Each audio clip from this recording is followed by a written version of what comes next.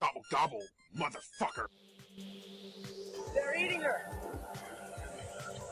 And then they're going to eat me. Oh my God!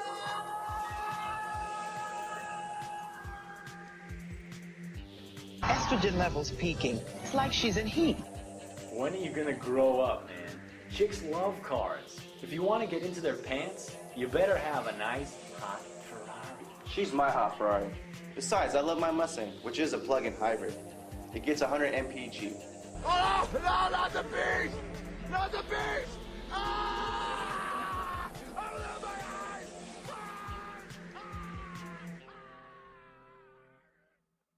Welcome to episode 22 of Schlock Talk, fucking icebergs and drawing circles on the tits, but only with full consent. Since 2013, I'm Gabe. I'm Paul.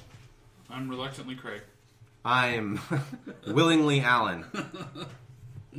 I guess I'm Joel. I have no choice. So, Wait, you're willing, Alan? Pause the recording. That's why I have to be reluctant. Hard to get. Tonight's movie is Savage Streets from 1984, directed by Danny Steinman. And I have the Shout Factory double disc DVD special edition. No one cares. Okay. Yeah, All right. that's pretty sad. I'm sorry. Sorry you had to hear that, audience. Isn't that saying, like, you know what? I had the most prolapsed anus of all prolapsed anuses. If you wanted a blown out anus, you would look at mine and say, fuck, that is a version of a blown out anus I've never seen before. In fact, Criterion doesn't normally do prolapsed anuses, but mine is a special box set. I was pretty proud. Like, did your father just bequeath that to you on, like, your wedding day or something like that? He's like, son, I had a choice. I can give you $20,000 on a down payment on your house to start your new life and begin, sowing the seeds for your family. Or this copy of Savage Streets, but then I which I remembered, kept hidden up my ass while I was in an internment camp in Vietnam. And he's like, but then I remembered you're Gabe. Pass it to my friend. You're my son, Gabe, and This makes sense. This is like worth it just as much to you. When Gabe passes gas, like that scene from Jurassic Park where the water glass just shivers and it suddenly goes around. It's terrible stuff, man. And last night we had Indian food, so holy fuck, it was awesome. Oh man, we're gonna have some curry fury. Curry farts. His wife had to go to a military surplus store to find a mask that could let her deal with that kind of shit. It didn't work. She just could vomit inside the mask. Yeah. So, we try and stay away from any actual film criticism here at Schlock Talk for a few different reasons. First, all the contributors of the podcast have far too many outside interests to seriously consider the merits and deficits of the movies we watch and do them any real justice. Joel, of course, has his scrapbooking and frottage. Craig enjoys tabletop strategy games and sniffing bicycle seats. Alan spends his days as a mild-mannered college student and his evenings wandering the streets in hopes that he will run across someone who will offer him a bottle of Thunderbird to participate in a bum fight. Paul's hobbies have not changed in the slightest, and he still pursues his lifelong passion of tanning and stretching the excised foreskins of homeless drifters. Hey, I'm gonna finish that lampshade. That's the way he met Alan. into high-end headbands that he sells on the deep internet. You've seen the human lampshade. I've got the hobo lampshade. And as you all know, I collect Hummel figurines and all my loose bowel movements in mason jars. By the way, that's all of them. Oh. It's so cute because he puts a different... Wait, you have all the Hubble figures? You know what's worse about that is that some of the movies we've seen are far less disturbing than Gabe's collections. It's funny because if you go look at his jars at his shelf in his house, it has a face, it has a name, and a story. In addition to this... Characters of Little Miss Sunshine. In addition to this, I personally cannot be objective when commenting on the movies we watch for the podcast because I love every single one of them like they were my very own horrible little children. This can be a good thing, like in the case of Ebola syndrome, where my co-hosts offer me handies and all the blue cheese I can eat. But it can be a bad thing, too, when we cover movies like Evil Clutch, where the other guys draw straws to see who gets the pleasure of ending my very existence, before deciding they will all pitch in to my demise with a vigorous bout of ooga booga. What? I'll tell that joke sometime. Death by Ooga Booga. Death by Boing Boing. It is with these things in mind they offer the following criticism, as there is something in Savage Streets that makes no damn sense. Really? About 2/3 of the way through the movie, Brenda gets into a second fight with head cheerleader and romantic rival Cindy, and winds up getting suspended from school. The script never explicitly says so, but it's implied that Brenda's suspension from school not only gives her enough time to show off her tits in the bathtub, but also serves as the most batshit insane deus ex machina in film history, as she can now plan the mass murder of several well-deserving victims, and she will be able to do so without skipping any school. In a movie filled with wall-to-wall rape, murder, and full frontal nudity involving characters who are supposedly not yet of the age of majority, I cannot help but feel the filmmakers were sending some mixed messages. That said, 8 out of 10 throbbing boners, if only for Linda Blair's spectacularly buoyant tetas. Yes, we will refer to her as Linda's pair for the rest of the podcast. I agree. That's great. Linda's pair. So, Streets of Rage, right? No, it's Savage. Streets Oh of my Rage God. is a Sega Genesis game. Yeah, from you're right. 1988. Savage Streets Where opens. you're the mayor and you go around and you beat That's people Final up. Fight. Oh, Yeah, right. Which is the one with the gay guy that's like all like, ooh. That's Streets of boss fight. Gabe. No, Streets of Rage. it was some other thing, but That maybe was like- it was Streets of Rage. I don't know. Okay, Savage Streets. Yeah. I did that so many times, like trying to remember the name of the movie, but so Savage Streets opens with a 30-year-old man getting ready to leave his home and go out. I put 40-year-old in my notes. And his dad tells him to be home by 11 because he has school tomorrow. Not college or even trade school, but honest to God high school. This will be an ongoing problem. He changes into his punk clothes in the alley next to his house and meets up with a bunch of high school punk rockers who are a full decade his senior. Do you remember when? Yeah, I think it's safe to say that everyone in that high school has been held back a few decades. These were the slacker kids, but like at one point does the high school be like, look, you're a 30-year-old grown ass man. You can legally sell your ass to hobos on the street and make a living. Nearly every single joke that I have in here refers to something to do with people in the school being like Talking about middle-aged. receding Yes. hairlines and 5 o'clock shadows. And so following this, we meet Linda Blair and her crew. Well, let's get back to this because the scene where he's like, found it so ridiculous because it starts with him running out of the house. His dad's like, "Be home by 11." He didn't even say where he's going. Was he gonna go fucking play? But he's like dressed chess like or he's gonna Dungeons go to and like a Dragons at church Craig's house? meeting, and then he like hides. He goes to the trash can where there's like clothes hidden in the trash can, or were they just there? Yeah, it's his neighbor's trash can. Hey. Anyways, for what point he does this, I don't know, because the rape gang pulls up in front of the house, Yeah. throwing like beer cans and saying "fuck your dad." Wait a minute, the rape gang? Spoiler alert. Oh, sorry.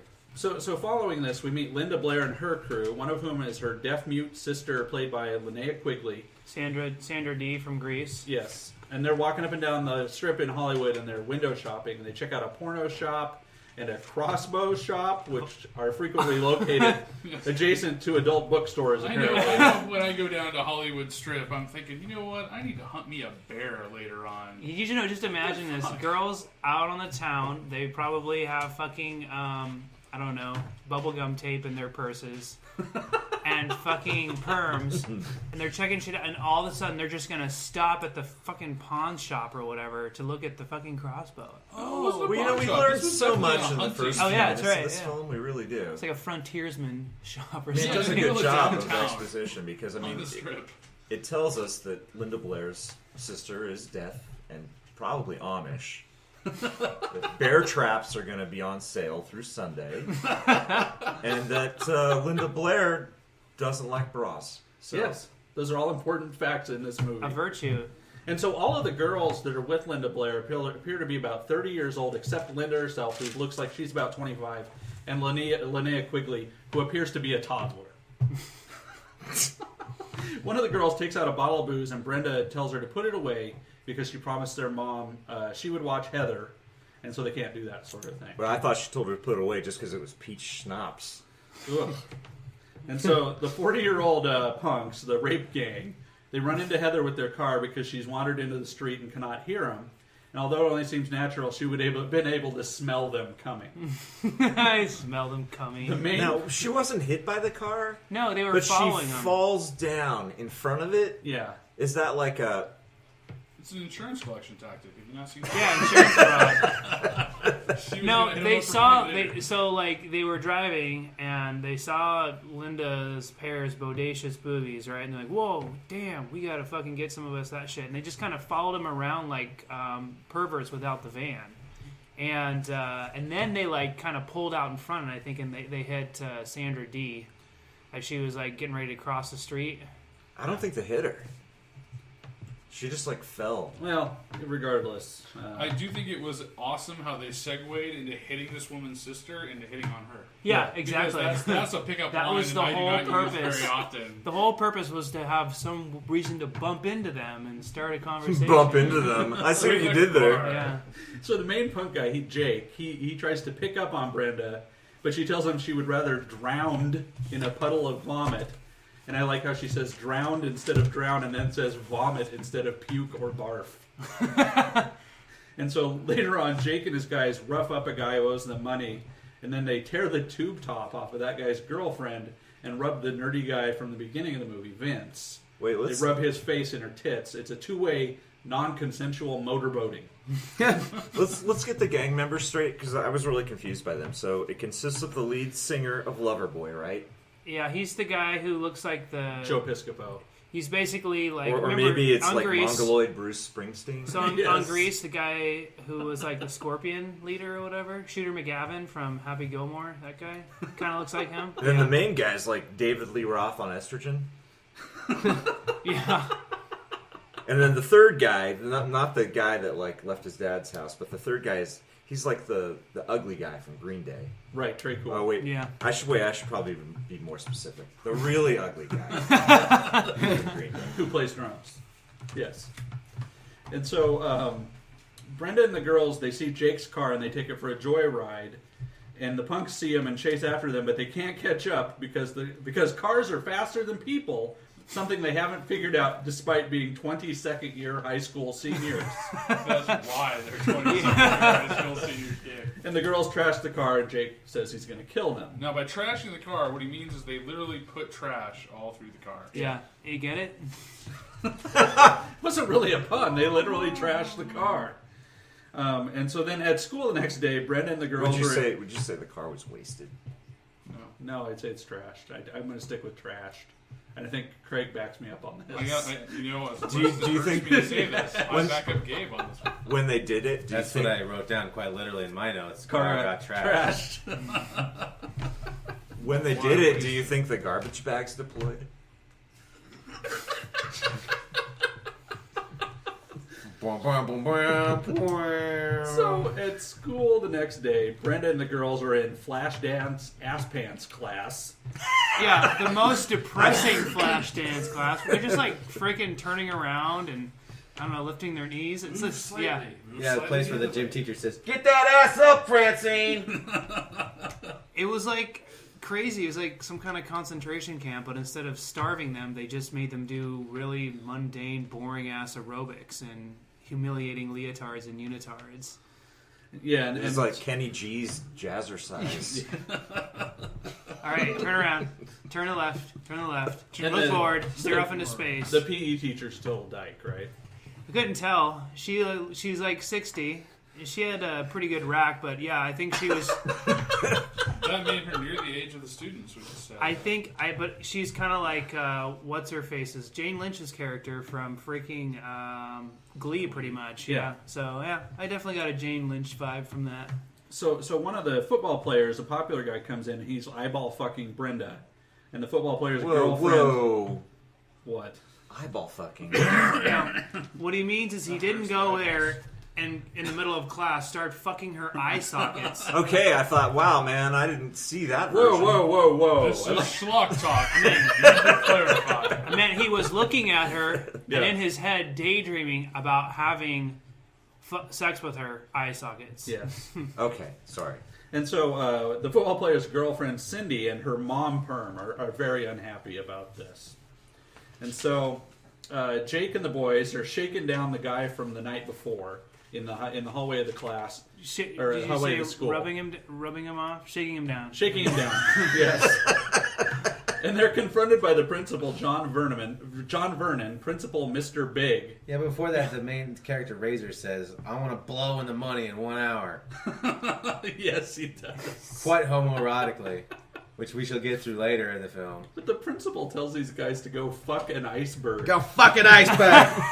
And then he ups the ante and tells them to take their faggot asses outside. And I assume he is comfortable talking to them because they were all in 7th grade together. You sick, Vince? Yeah, man, he's got the clap. Go fuck an iceberg.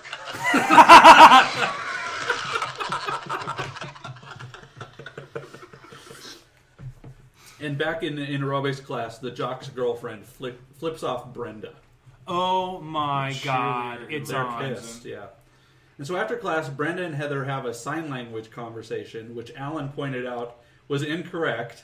And Heather gives Brenda a necklace, presumably because she feels sorry for Brenda, because she has not learned even basic sign language after 16 years of having a deaf sister. So she's Because basically she walks a up and she's homeschooled like, deaf girl. How are you doing? What's going on? And her response is, hi.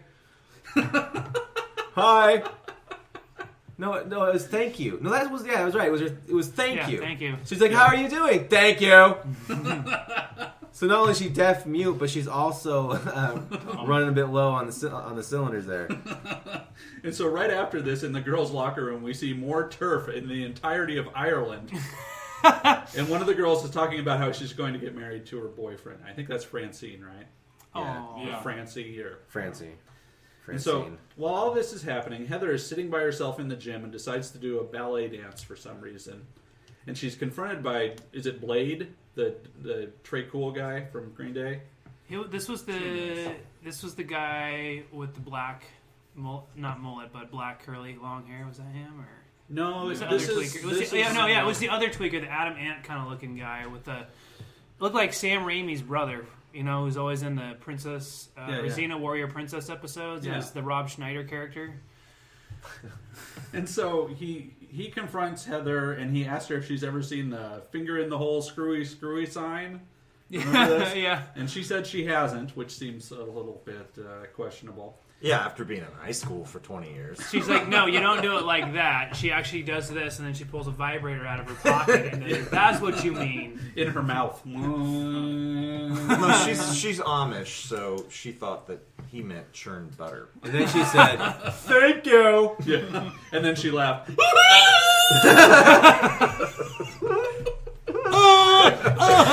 Okay, that was the worst thing I've ever done. No, it's not. So... we also find out that Brenda and Heather's dad is dead, and I assume he died during childbirth, and that is why Heather is a deaf mute. Back in the locker room, Cindy the cheerleader is pissed off at Brenda, confronts her, and they kind of have a fight. But there's like all these other fights going on in the background. Yeah, it's funny. You would think they would just be spectating, but it's all of a sudden it's like... I'm watching that scene right now, and there's like 6 people trying to button one girl's pants. Yeah. I remember that. It's like no reason at all. It's like everyone in the background is... Apparently they can't even dress themselves at this school. They're so stupid. And so, while all this is happening, things are getting a little rapey in the gym, and the punks drag Heather into the boys' locker room. They draw circles on her tits with lipstick and force Vince to rape her before they all take a turn. And she tries to scream, but no noise comes out. And this apparently causes a phone to ring. No, yeah. That's what it looks like. It's like some Foley artist background shit where she opens up her mouth and a telephone noise comes out. Oh my god, way to comical up a really weird rape scene. Yeah, it was really weird. It's like we're going to rape this underage, prepubescent, deaf, mute, Amish retard. girl. Yeah. It's the worst. And then while she's getting raped, we're going to do this comical telephone noise coming out of her mouth. Well, what it is they show the phone rings in the principal's office. Yeah, I know, but it's like the timing of it was just really weird. It's like, yes? Because All right. what it is she's trying to scream, but no noise comes out. Yeah. Fuck. That is fucking horrifying.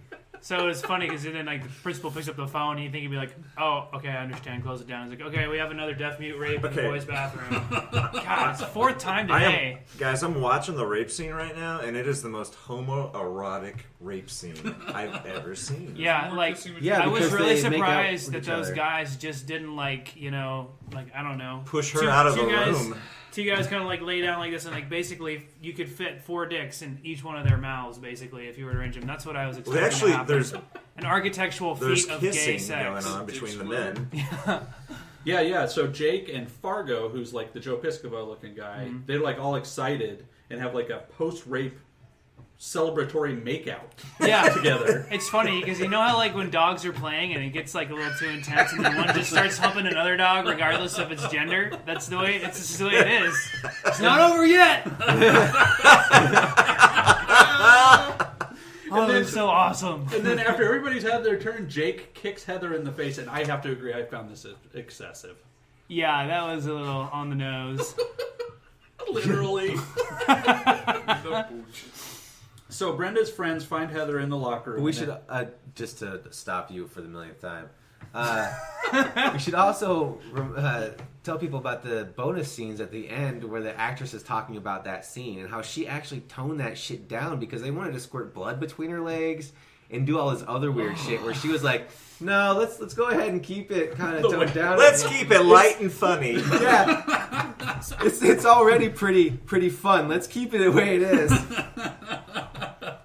It's the worst thing ever. Like Linnea Quigley. I mean, I don't know what... She's been in so many fucking horrifyingly shitty movies that she found that excessive is like really disturbing. That's funny because it's like she just has like no aversion to it anymore, and she's like, okay, what rape scene will I be filming in this movie? Donkeys? Okay. Is she kind of like the Sean Bean of rape?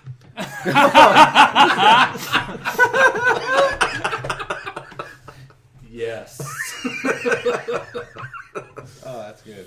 So Brenda's friends find Heather in the locker room, and she's rushed to the hospital. And Brenda goes home afterwards and looks at all the stuffed animals in Heather's room because Heather is apparently 9 years old in high school, and also in a high school full of 35-year-olds.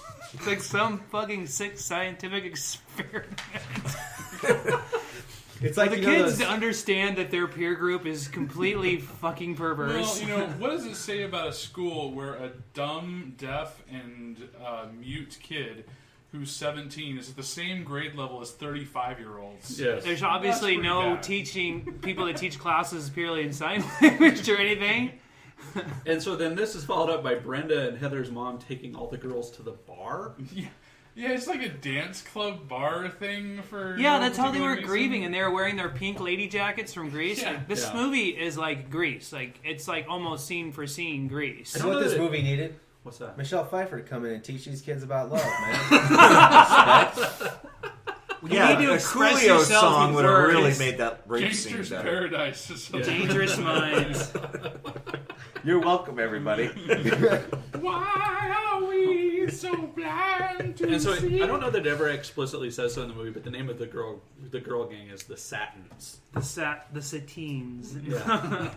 And so We're the Satans. Vince is the nerdy guy, the nerdy rapist. And he tells the other guy that he feels sick about raping Heather, and he wants out of the gang, but they tell him they can't leave, and they make him come with him, presumably for some additional test raping.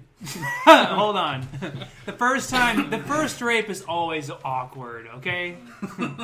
Oh, God. And they're like, are you...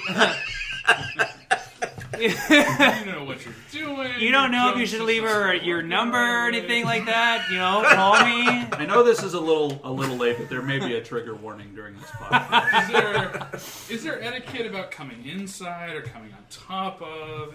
It's like so Ideally, confusing. you don't want to do either because you don't want. Well, to see, be that's able the to thing, though. Something tells me that these guys have never had so. consensual sex, and they're like, "No, it just gets easier." Dude. Sure, they have, but just with each other.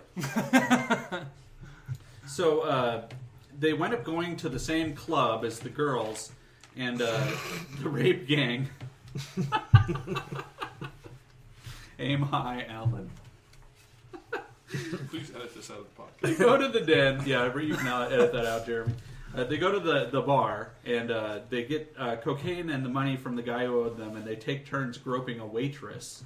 And then they grab Francine, and two guys in polo shirts try and stop them, but they get their asses kicked by the rape gang. Wow.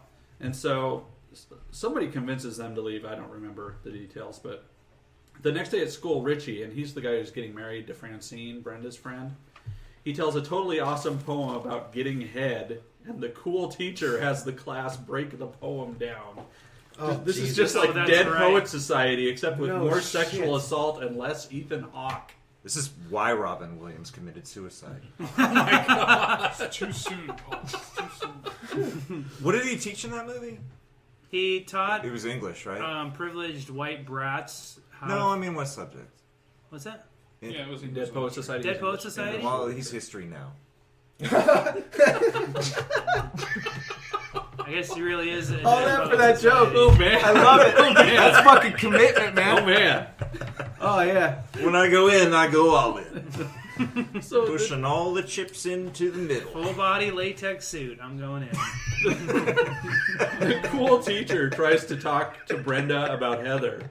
But we didn't hear the poem. The poem, yeah. Oh, do you guys have the poem written down? I got the poem. Oh god. Awesome. Disco sucks. Punk is dead. Give me rock or give me head. That's the whole poem. That's the whole poem. Deep, man. Deep. He's a poemer. He's a poemer. And he didn't know her. I'm officially quitting after this podcast. So, well, then he's space quitting. Well, see, the funny thing is, What does that mean? Is that spitting? Spitting. No, it's funny though because like the teacher like looks at that like it's a fucking like kernel of fucking pure genius. I mean, she was basically like one of Alan's professors. Yeah. Just jumping all over that piece of dog shit and like polishing it up to a fucking nice shiny gold ring. Well, she was ecstatic because for the first time in 20 years, one of her students actually managed to rhyme.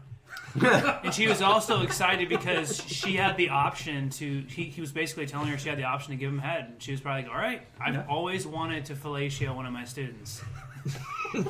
Fellatio.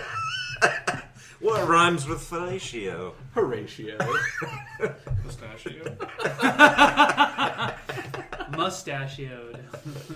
So the teacher tries to talk to Brenda about Heather, and Brenda smokes a cigarette, presumably because she just had an orgasm from hearing Richie's erotic poem. And Brenda tells the teacher to mind her own business. And there's also a scene in a science class. Beeswax. Does she say mind your own beeswax? But it's just so fitting for this high school environment. Yeah. There's also a scene in science class where the teacher comes in and says, "Put that goddamn skeleton back where it belongs." So yeah, they walk in and all the kids are dancing and shit. Chemistry class, yeah. It's like some chick just booty dancing on top of the table. Has anyone ever fucking been to a high school? It's like that. I've never gone to a high school where there's a party going on before the teacher comes in. How many high schools have you gone to? I'm just coming to one. Okay. Yeah. Just checking, man. So Vince is having a lot of anxiety and he's worried about Heather. And I realized that Vince is a terrible rapist. Not a terrible person because he rapes, but a person who is terrible at raping. Wow. And Jake tells him not to worry about it. You got the fucking cast from American Idol fucking judging him and Simon Cowell just ripping him to fucking pieces. No. It's not believable. It's just not believable. You're an idiot. I was bored. My penis turned inside out.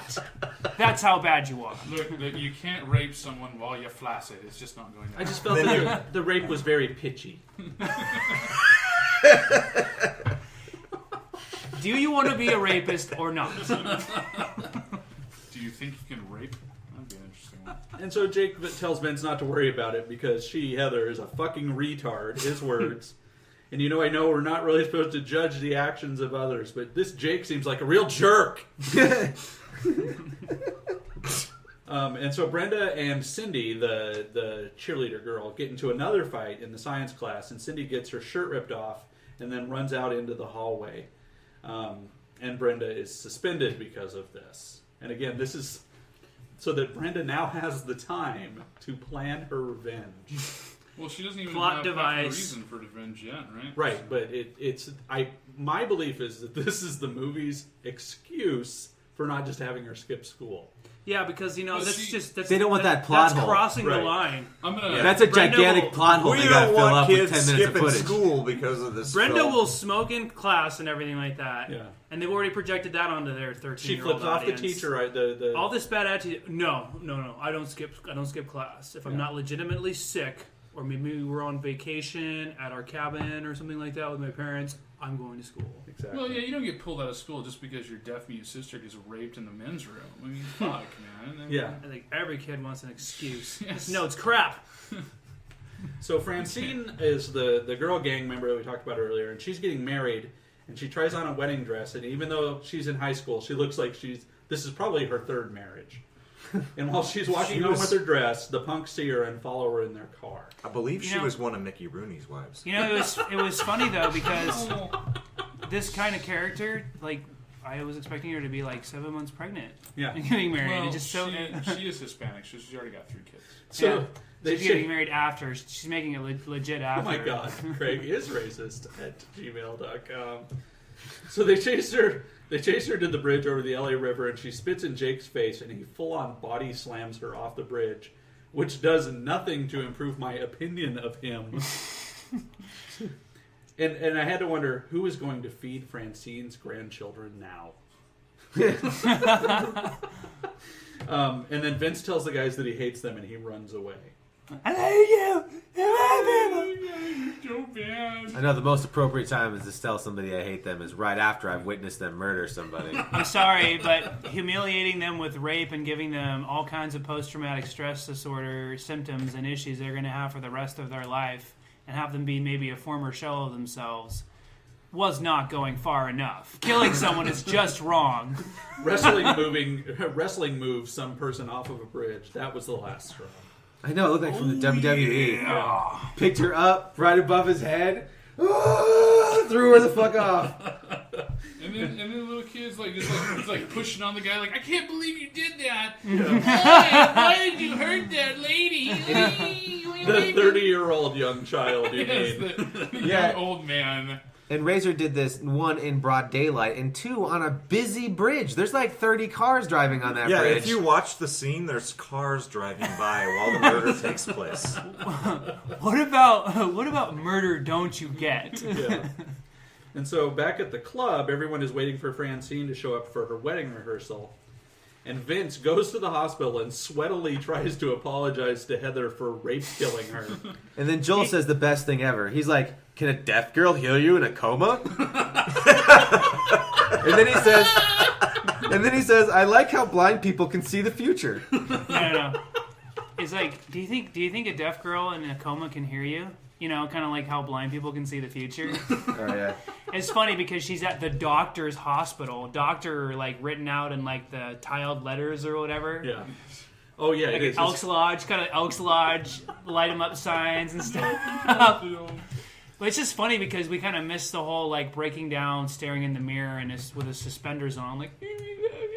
Or the bathtub wrist-slitting scene.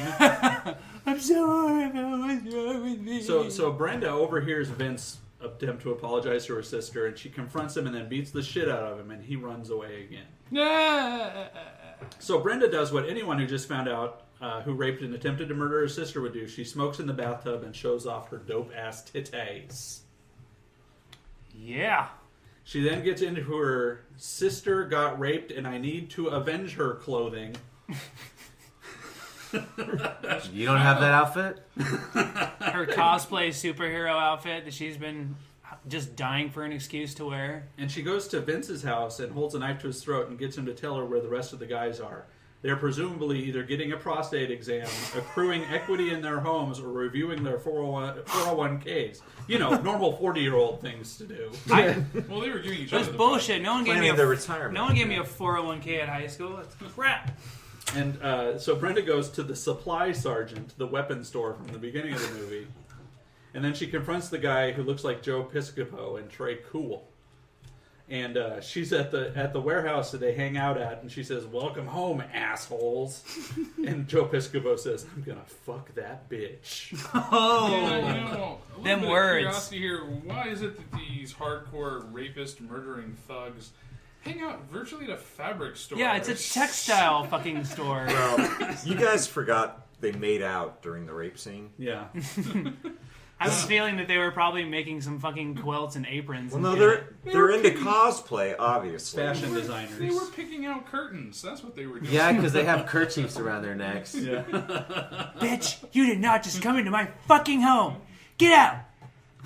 This is where I fucking make beautiful fucking fashion. Did you touch my shirts out? How do you think we got those 401k plans? My God. So Brenda's sneaking around in the warehouse, and she taunts and like cackles at them.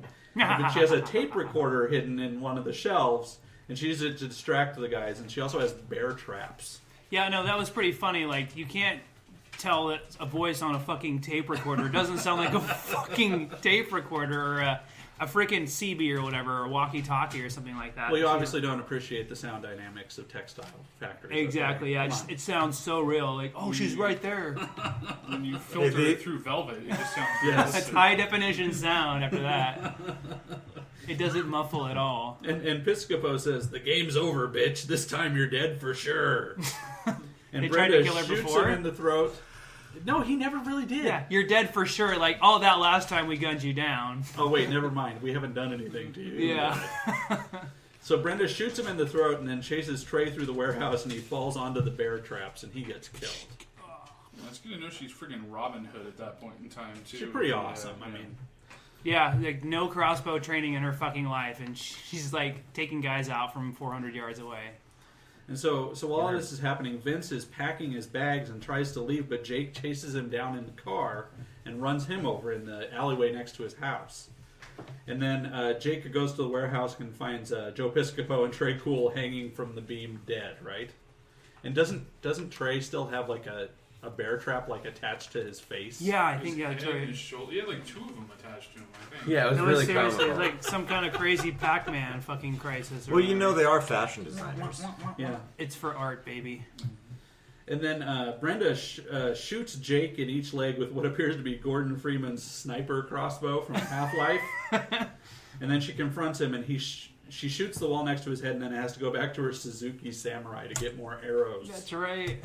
He's following her, and like there's the chain link fence or something like that. Yeah. He can't figure out how to open it. Yeah, she Or locks him in yeah. the fenced area that's kind of Yeah. around the And warehouse. suddenly her Boy Scout training where she learned how to like make little Make a ropey snare. things Like a snare- and a snare people trap. and- And so he's like caught in the snare and he's hanging upside down, but he's able to hit her with the gate of the fence and climb on top of her, but she stabs him in the dick. Oh, Total Recall scene. That's not right, man. You can't be doing that. And I then- know he's a rapist and a murderer, but you still don't stab a guy in the dick. Yeah, that's too- not it's too cool. That's just, he doesn't deserve it. Like, Not- what did his dick not do to cool. deserve that? He wasn't even the guy that drew the circles on her sister's tits. Yeah, well, he kicked his sister, but I don't think he raped her because he was the gayest of them all. Yeah. He wasn't touching that. And Not only so that, but in the post-interview things, that dude looked like they just pulled him straight out of the fucking street. yeah, Like, that's how that guy looks in normal life. That's how that guy looks at 50. I did this Dangling movie. with a razor blade out of his ear. Like, I did this movie because they told me they wouldn't give my heroin back unless I did. yeah.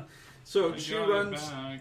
So Brenda runs away from Jake, and he chases her into a paint store. And Jake is bleeding out, and she finds like some paint stripper and throws it in his face. Right? Yeah, the paint stripper. It's not like I guess the brand name was Flammable. Yeah. Up there. It was like flammable paint. Sir? Because every time the camera changed angles, it said flammable. Yeah. It's like they wanted to know, if you don't know, this shit's flammable. Well, it's funny because if it just said flammable. Like, what if you're like the guy at the hardware store and you're like, sir, what's in here? It's flammable. You've never bought flammable before? Am I supposed to paint my walls with it? Do I strip paint with it? It's like a do-it-yourself arsonist store. If you don't I'm not fucking really know sure. what it's for, then maybe you shouldn't fucking be painting shit, huh? It's a French company, Flammable. So she lights her Zippo lighter and sets Jake on fire, and he explodes into the flames with the help of a gaffer who is clearly caught in the shot lighting him up. Yeah, it's You can see clear. it. You can see him go like The 4 or 5 torch, yeah. times. with like a torch or like it's stick like an with Indiana Jones style stick Yeah. lit on fire, and he's just going tap tap tap. You can see him in the corner. And then Jake jumps through the window on fire just as the police arrive for the first fucking time in this movie. Yep, not there for the rape, not there for the murder. They're there for this, but Someone broke into the paint store. Yeah, he broke a fucking window, guys. I know he got there. And he was 30 lucky they were years. close to the donut shop when the cop got out. He's like, "Yep." And the best part of this is there's a guy dead by having 2 bear traps on him. There's a guy with a crossbow through his throat, suspended in the air, and another guy got lit on fire. But apparently that's self-defense. And so Brenda and Heather and the rest of the girls go to Francine's grave, and Brenda says, "At least she knows we made things right." Credits roll. That's the end of the movie. So, would you guys watch this movie again? Yeah. Yeah, it's funny, but it would be nice to like cut it up and then have them singing Grease songs, because this was seriously like Grease with titties and rape and everything. It would be nice to cut it up just so It's as if Gabe saw Grease and like was like, "What if I could have Grease? All of the nasty vices I crave You're the one on that I a want. daily basis." It certainly is Savage greasy. Streets. I'm going to see it segue into an episode of Law and Order where they actually finish the movie where it belongs. Yeah. Yeah, where they come and arrest Brenda. I'm pretty sure it's Murder 1. He's when like- you lure people into a building, kill them with bear traps and a crossbow, and then light them on fire with flammable paint. See the backstory, like, so why are there no cops in this town? I was like, well, no one fucking graduated high school. And that's what you have to graduate high school to be a cop. There are no cops in this town. I got a GED. I'm on the police forward as a sergeant. I'm a police. Private Doofy. Police. So, we have some do's and don'ts this week. So, I saw Edge of Tomorrow, which I will henceforth refer to as All You Need Is Kill, which was the original title of the movie. And it was awesome. It was good. It was really good. Yeah, it looked pretty good. It was like Elysium. It was better than more Elysium. It was better than It was Elysium? better than Elysium. Oh fuck yeah! This Probably movie is not- quite amazing. It's like the action scenes are like playing a video game. Yeah. It is so fucking cool the way that Tom Cruise, and I hate saying this because I think he's a shitty actor, but he did great in that movie. Yeah. And like good. he strafes from left to right, punching these aliens in the face, and then pulling guns out and blasting it. It's just like Yeah. it is some of the coolest CG. And the female shit. character has a Oh, sword. she comes which out with is a like sword. Which is like an airplane yeah. like propeller. Isn't Yeah, it's like what a it huge is? samurai It's got- sword it's from got like some Emily- badass samurai movie. It's got Emily Blunt. Yeah. She's fucking hot shit. And it's like In case it's you like didn't know. yeah, it's like Elysium meets Groundhog Day. There we go. I All don't want to right. give too much more away, but yeah. And then It's the a- last sounds great. We're gonna watch it. Yeah, it's a lot of fun. And then I have a don't. I watched that movie. It Don't was let your originally- son walk in on you while you try to suck your own dick. Lock the door. That movie was released as Nurse 3D. Did you guys see this? It's about a serial killer. Yeah, I've heard of nurse. that film. It has that Paz de la Huerta gal who's like naked through the entire movie, but that's like a good thing and a bad thing because sometimes like half the movie she's walking around with this scowl on her face and she looks like a crack whore. And so And that's the part that Gabe That's likes. how she was paid. she does several scenes in the movie bottomless, just bottomless, like wearing a shirt but nothing below the Like a waist. fucking really Wait, and this tacky is a cat don't? sweater. But I Don't realized say I didn't warn you. that I hated this movie, and then I realized right afterwards we have to do it for the podcast. So at some point we'll be doing it. It has the girl from 30 Rock, the sexy secretary girl, the blonde girl. Is she the bottomless one? Oh, you She's mean, like the victim in the movie.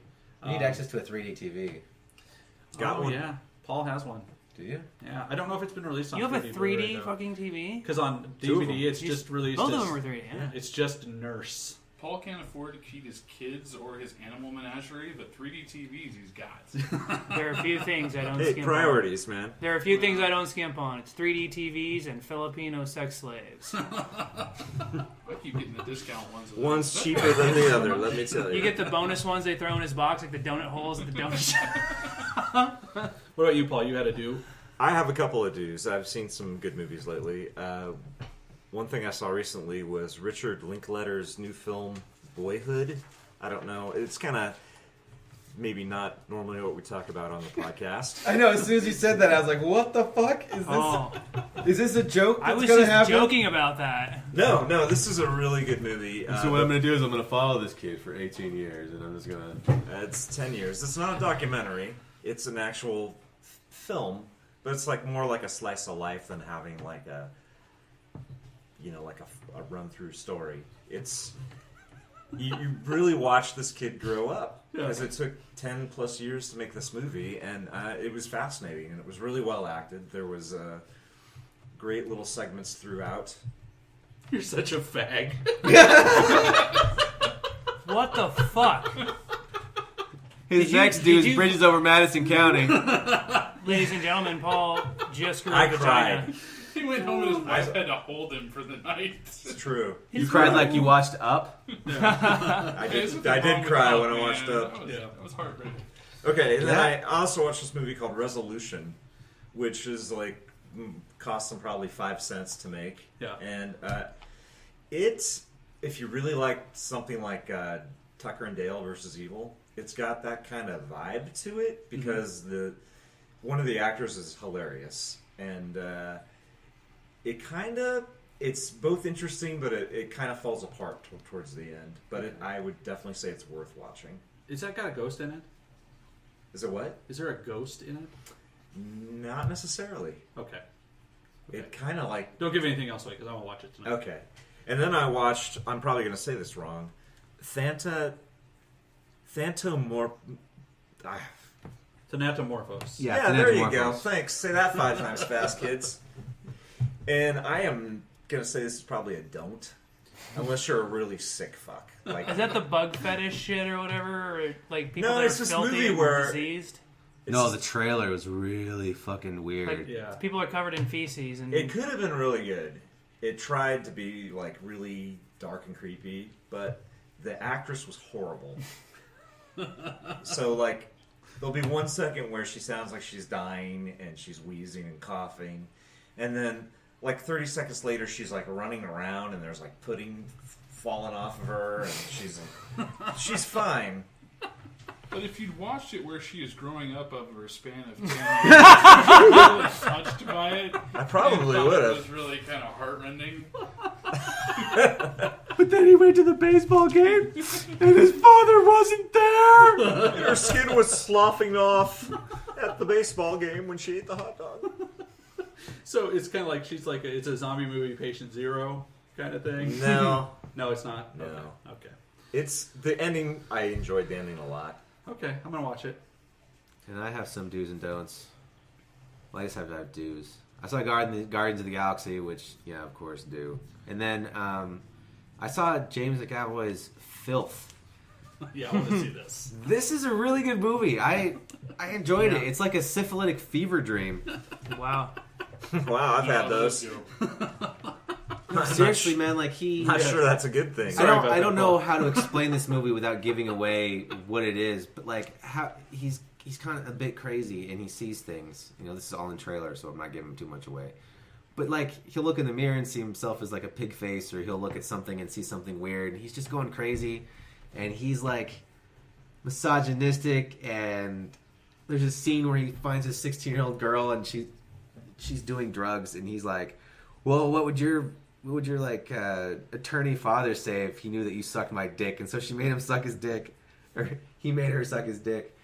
It was just this terrible, like, I don't know. Alan loved it. I fucking love this movie. Oh my god, it was just like so deplorable. And would you say you give it 5 out of 5 dick suckings? Yes, 5 out of 5 unwilling dick sucking. True pedophilic. Thumbs up. Up the rectum. Wrecked him. Damn near killed him. No, in the end of this movie, I love that line. It's like the end of this movie is one of those ones where you just stand up and you fucking clap. Like, it was 2 a.m. because I can't watch this shit around my family. So it's 2 a.m. I watch this, and I'm sure I woke somebody at my house with a slow clap coming from downstairs. Slow clap. Oh my god, it was so beautiful. I'm adding it to my Netflix queue right now. Well, and I gotta go because apparently I have both sets of keys to my car and I'm locking my wife in the driveway. Oh, okay. Well done, Paul. Hey, So- I got a quick don't before we go, and fuck Paul's time frame. Thanksgiving 3. Yeah, you might think Thanksgiving was a great movie. You got a turkey fucking people and all sorts of stuff going on. Thanksgiving 3 is like Jim Henson had a bad bowel movement that exploded the wrong way. And that's where this movie comes Wait, I thought from. that was Meet the Feebles. It may be that as well. This was shit, man. It's like he turned into a giant puppet show full of the most retarded stuff. This guy trying to make Thanksgiving land. He's got a white wig on, and there's a dick worm and a robot that shoots space anomalies out of his ass. Okay, you're kind of selling me on it right now. That may sound good, but it's not. God damn it. Though Craig, now Gabe's going to make us watch that fucking movie. Oh, I won't. The disco, the techno soundtrack was pretty badass. That I'll give you. All right, so don't forget to like us on Facebook, go to our website at schlocktalk.com, and follow us on Twitter at Talking Schlock. And go watch the movie Boyhood. Yes.